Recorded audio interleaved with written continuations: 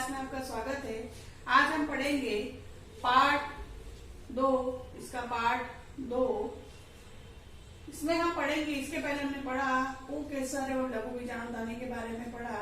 आज हम पढ़ेंगे परागकोश का परिवर्धन में।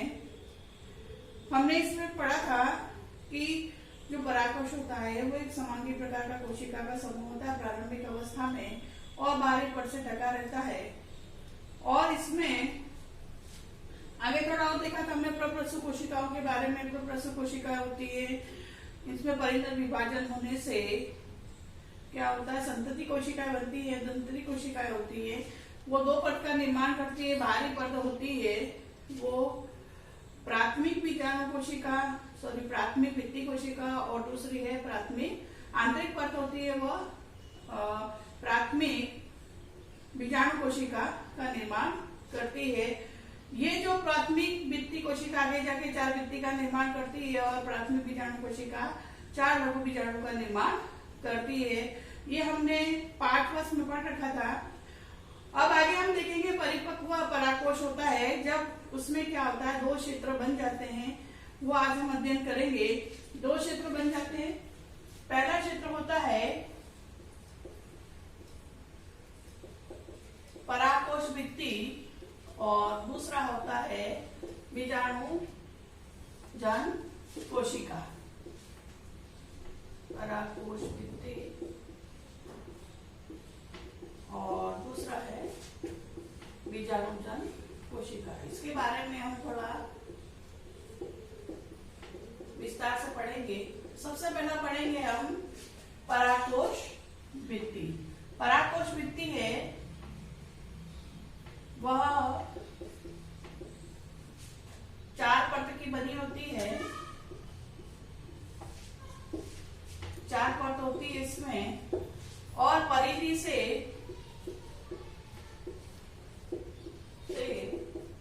केंद्र की ओर और व्यवस्थित होती है। तो सबसे पहले इसमें बाह्य त्वचा,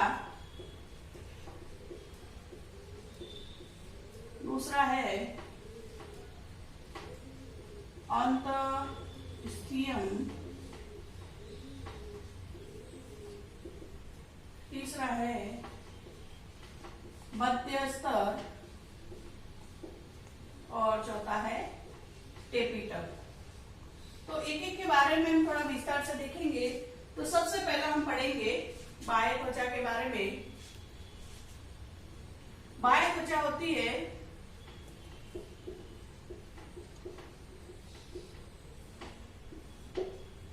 इसकी जो कोशिकाएं होती हैं सुदीर्घित और स्पर्श रेखीय होती है।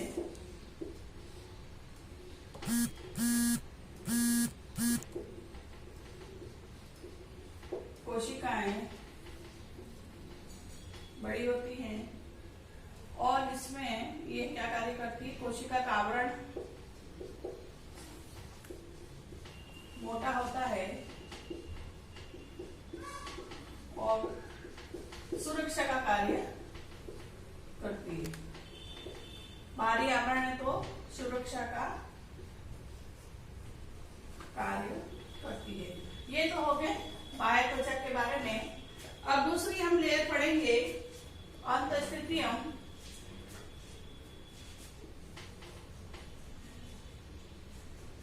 अंतःस्थीयम में यह बाह्य त्वचा के नीचे पाई जाती है। अंतःस्थीयम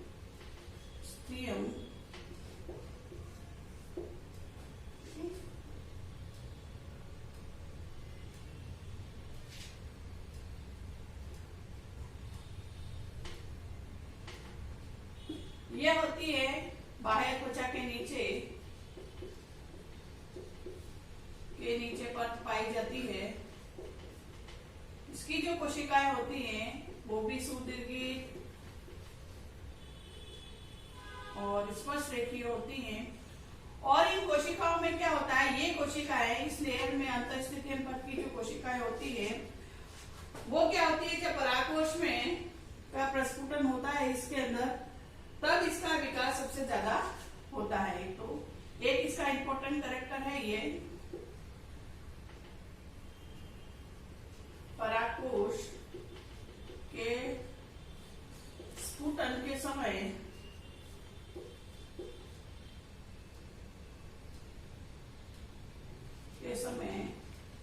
इसका विकास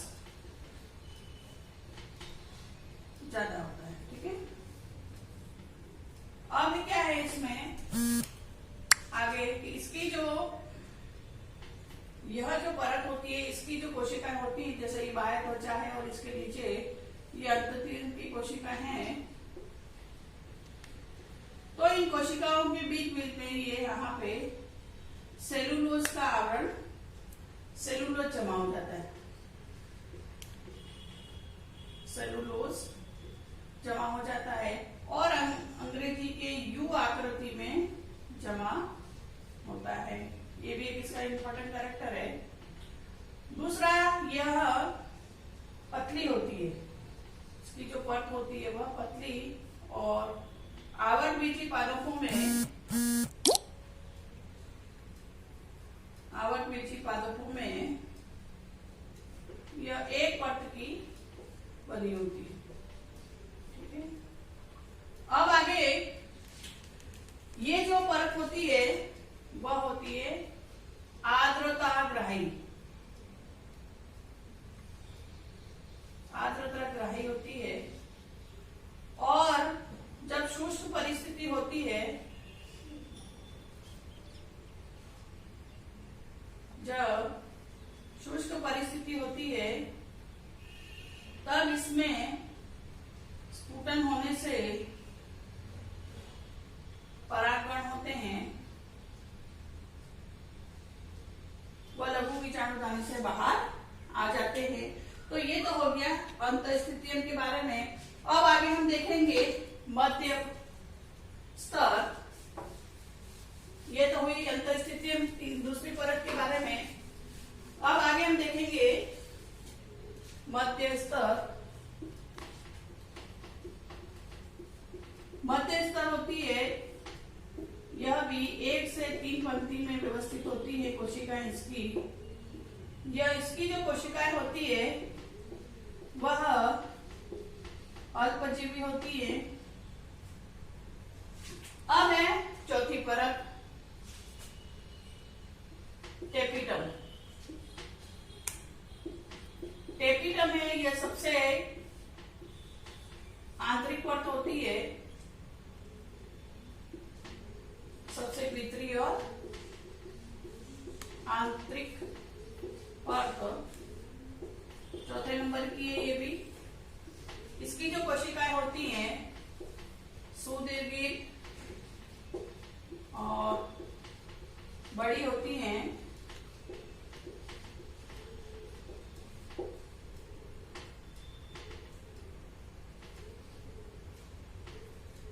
इसमें केंद्रक एक पाया जाता है और कोशिका द्रव्य पाया जाता है। ठीक है, अब इसमें क्या होता है कि प्रारंभ में तो ये कोशिका एक केंद्र की होती है, बाद में ये विभाजित होकर बहु केंद्र की हो जाती है, बहु केंद्र की हो जाती है। अब टेपिटम में, अब इसमें जो कुछ कोशिकाएं होती हैं, इसमें एक अपन पढ़ेंगे पॉइंट प्रकार। ये 2 प्रकार की होती है। पहली होती है अमीबीय या प्लाज्मोडियल। दूसरी होती है स्रावी या ग्रंथि। अब आगे हम देखेंगे पॉइंट टेपिटम में ही।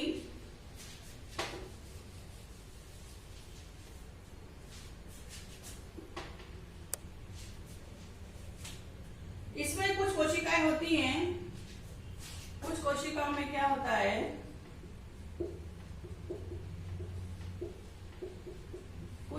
कोशिकाओं में गोलाकार संरचना के रूप में दिखाई देती है, जिसको हम प्रोयूबिश, ये जो होती है वह लिपिड प्रकृति की होती है। इसको कहते हैं प्रोयूबिश पिंड कहते हैं।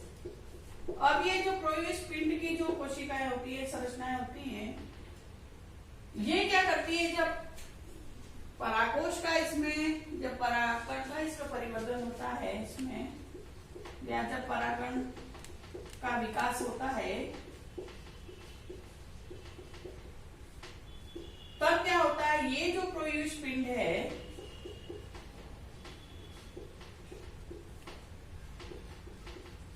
ये जो पिंड है वो टेपिटम की भित्ति को छोड़कर टेपिटम की भित्ति से लघु बीजाणुदानी में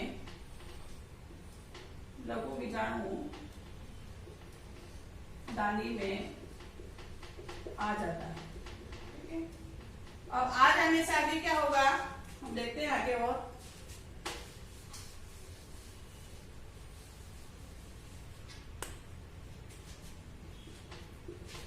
प्रोयूबिश पिंड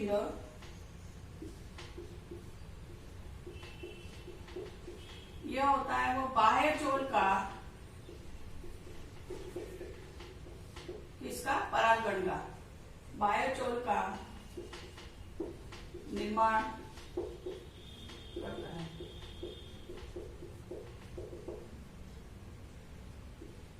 परागकण का। अब आगे क्या होता है, जब टेपिटम की परत को छोड़कर आगे लघु बीजाणु में आ जाता है, तब क्या होता है, ये जो प्रोयूबिश पिंड होता है, प्रोयूबिश पिंड में के ऊपर एक चिकना पदार्थ, इसमें स्पोरोपोलेनिन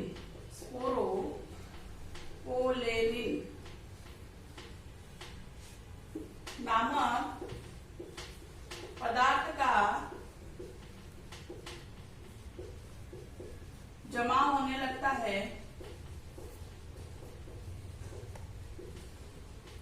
ठीक है, तब क्या होता है, बाह्य चोल का जो आवरण होता है वो क्या होता है, मोटा हो जाता है। बाह्य चोल का आवरण मोटा हो जाता है। ठीक है, अब क्या हुआ, जब आवरण मोटा हो गया, इसके बाद ये तो हो गया टेपिटम के बारे में। अब क्या होता है, जब टेपिटम की कोशिकाएं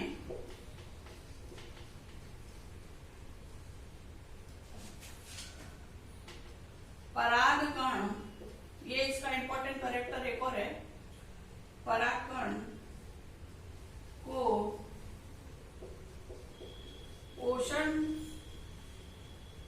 प्रदान करती है। ठीक है, ये इसका कार्य भी हो गया। अब यदि टेपिटम नहीं होगा तो क्या होगा, क्या होगा, परागकोश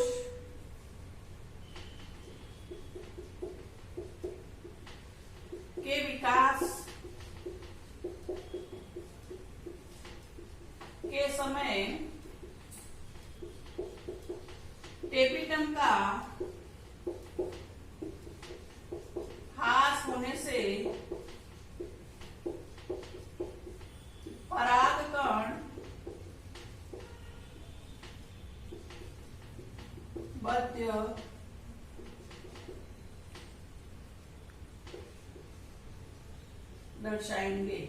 दर्शाते हैं। ठीक है, ये तो हो गया लास्ट अपनी परत टेपिटम के बारे में। अब आगे हम देखेंगे बीजाणुजन कोशिका के बारे में।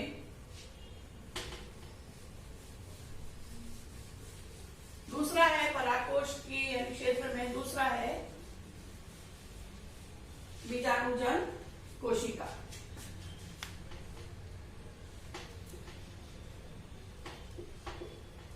बीजाणुजन कोशिका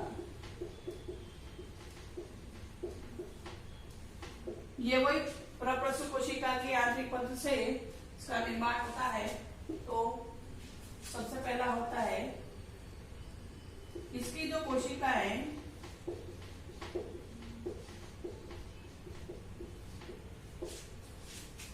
पराग भित्ति से, परागकोश की भित्ति से घिरा रहता है, ठीक है। और इसमें क्या होता है, बीजाणुजन कोशिका से इसमें आगे लघु बीजाणु मात्र कोशिका का निर्माण होता है। इसकी कोशिका से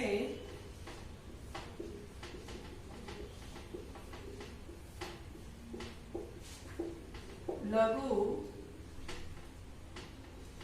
बीजाणु मात्र कोशिका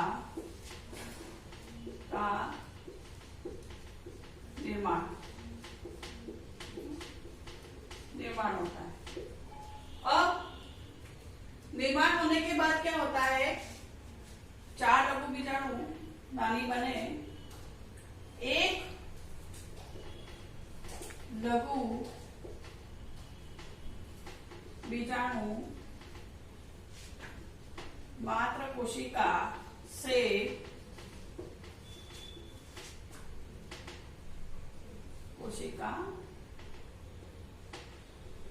से 4 लघु बीजाणु बनते हैं, ठीक है। एक लघु बीजाणु मात्र कोशिका से 4 लघु बीजाणु बनते हैं। इसमें अर्धसूत्री विभाजन होने से लघु बीजाणु मात्र कोशिका में अर्धसूत्री विभाजन से 4 लघु बीजाणु बनते हैं।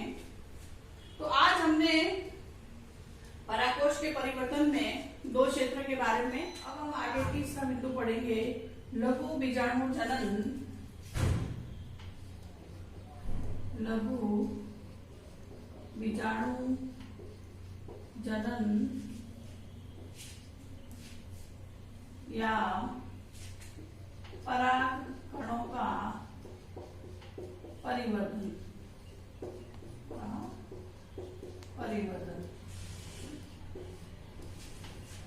तीसरा बिंदु, इसमें क्या होता है कि लघु बीजाणु दानी में कुछ विशिष्ट प्रकार की कोशिकाएं होती हैं, जिसमें क्या होता है, सघन जीव द्रव्य होता है और एक स्पष्ट केंद्रक पाया जाता है। ऐसी कोशिकाओं को हम क्या कहते हैं, बीजाणुजन कोशिका। प्राथमिक बीजाणुजन कोशिका कहते हैं। इन कोशिकाओं में क्या होता है, विभाजित होकर ये जो कोशिकाएं होती हैं, आगे लघु बीजाणु मात्र कोशिका, लघु बीजाणु मात्र कोशिका का निर्माण करती है। अब ये लघु बीजाणु मात्र कोशिका में क्या होता है, आगे अर्धसूत्री विभाजन होने से 4 लघु बीजाणु का निर्माण करती है। 4 लघु बीजाणु का निर्माण करती है। जब क्या होता है, एक लघु बीजाणु मात्र कोशिका से 4 लघु बीजाणु बनते हैं। इस प्रक्रिया को हम क्या कहते हैं, लघु बीजाणु जनन कहते हैं। लघु बीजाणु जनन कहते हैं। अब आगे क्या होता है, जो लघु बीजाणु जनन प्रक्रिया हो गई, अब इसमें क्या, जो 4 लघु बीजाणु होते हैं वो चतुष्क प्रकार में व्यवस्थित होते हैं। 4 लघु बीजाणु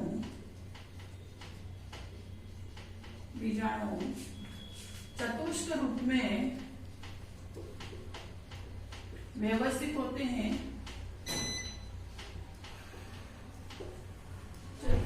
ये 5 प्रकार के होते हैं, तो एक एक करके हम देखेंगे। सबसे पहला है 5 प्रकार लिखेंगे। चारों लघु बीजाणु चतुष्क रूप में 5 प्रकार से व्यवस्थित होते हैं। 5 प्रकार। सबसे पहला है चतुष्फलकीय चतुष्क। इसमें क्या होता है, 3 तो आगे की तरफ होते हैं लघु बीजाणु और एक पीछे की तरफ होता है। डायग्राम से हम समझेंगे। इसमें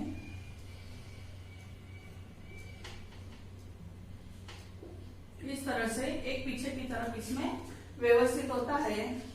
एग्जाम्पल है कैप्सुला और कुछ अन्य अधिकांश द्विबीजपत्री पादप। द्विबीजपत्री पादप में इस तरह से लघु बीजाणु व्यवस्थित होते हैं। दूसरा है अपना पॉइंट समद्विपार्श्विक।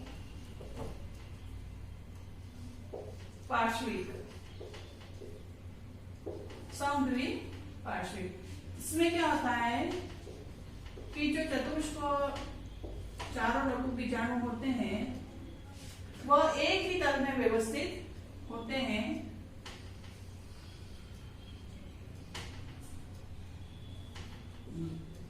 इस तरह से एक ही तल में व्यवस्थित होते हैं।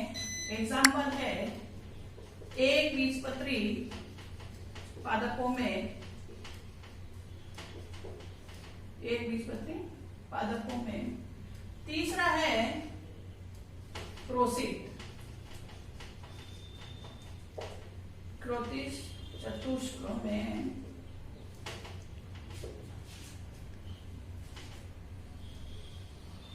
इसमें 2 तल तो ऊपर और 2 तल नीचे की तरफ समकोण के रूप में व्यवस्थित होते हैं। एग्जाम्पल है मैग्नोलिया। आगे है चौथा प्रकार टी आकारिकीय।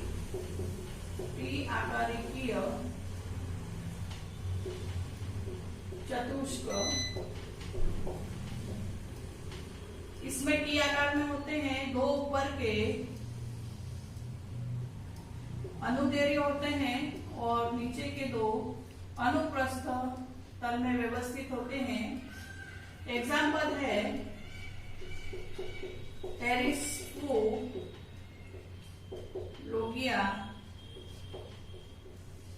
ठीक है।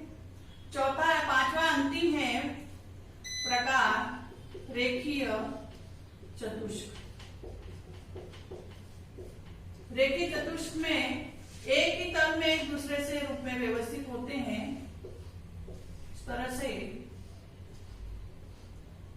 इसमें एग्जाम्पल हो गया हेलोफिला।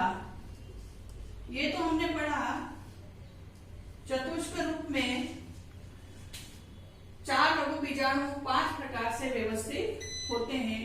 अब क्या होता है, कुछ पादप होते हैं जैसे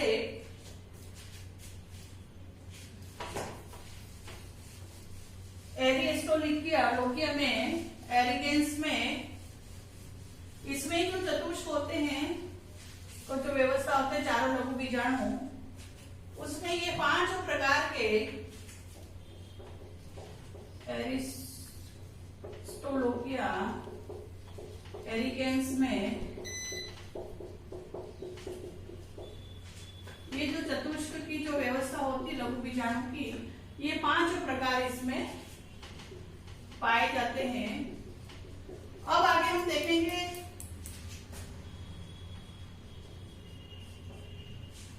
कि लघु बीजाणु जन्म के बाद क्या होता है कि कुछ कोशिकाएं लघु बीजाणु जनन के बाद क्या होता है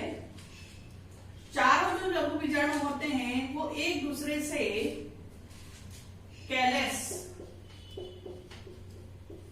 परत से जुड़े रहते हैं, परंतु बाद में क्या है कि जो टेपिटल की कोशिकाएं होती हैं उससे कैलोज एंजाइम का स्राव होने से ये जो कैलस परत होती है उसका ह्रास हो जाता है, जिससे क्या होता है जो लघु बीजाणु थानी के अंदर लघु बीजाणु होते हैं वो क्या होते हैं, बिखर जाते हैं और एक चतुष्क रूप में अंदर इकट्ठे हो जाते हैं और एक गोलाकार संरचना बना देते हैं जिसको हम कहते हैं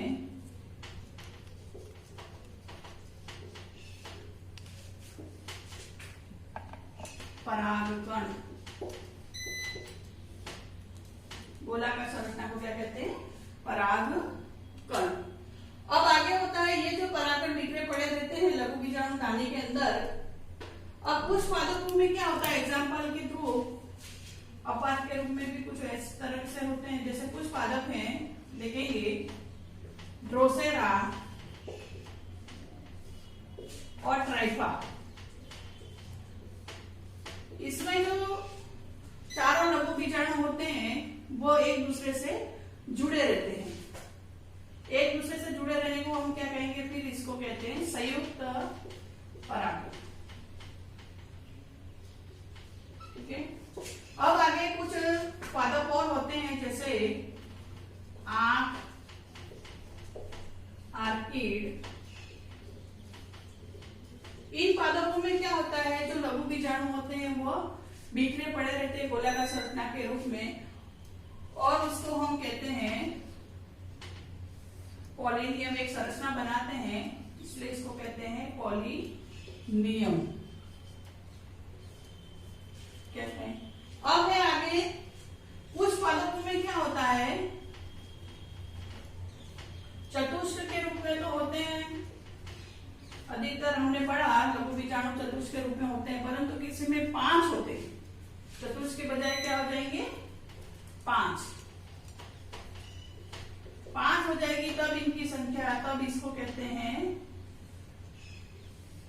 बहु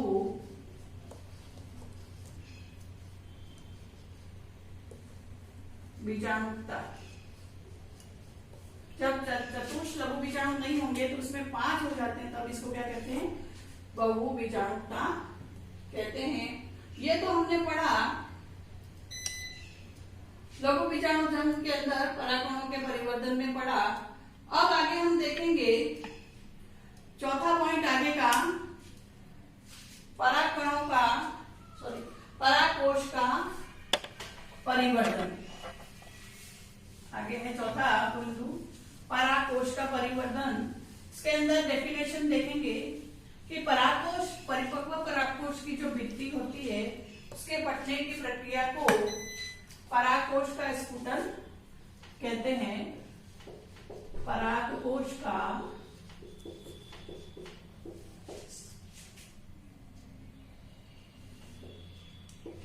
स्फुटन।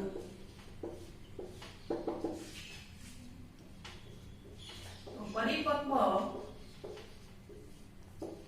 परागकोश की भित्ति के फटने की प्रक्रिया को क्या कहते हैं, परागकोश का स्फुटन कहते हैं। अब ये जो विधि होती है स्फुटन की, वो भी कहती होती है 4 प्रकार की।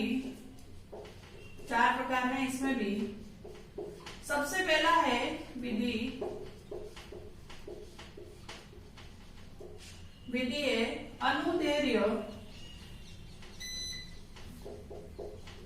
अनुदैर्घ्य दरार। दूसरा है अनुप्रस्थ स्फुटन और तीसरा है कपाटीय स्फुटन और अंतिम चौथा है सरंध्रीय या सरंध्री स्फुटन।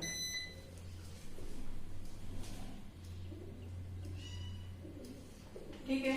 अब अनुदैर्ध्य में क्या होता है, जो परागकोश का स्फुटन होता है वह अनुदैर्ध्य दरार के रूप में होता है। यह होता है एग्जाम्पल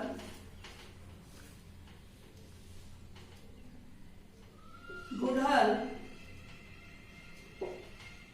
धतूरा आदि में होता है।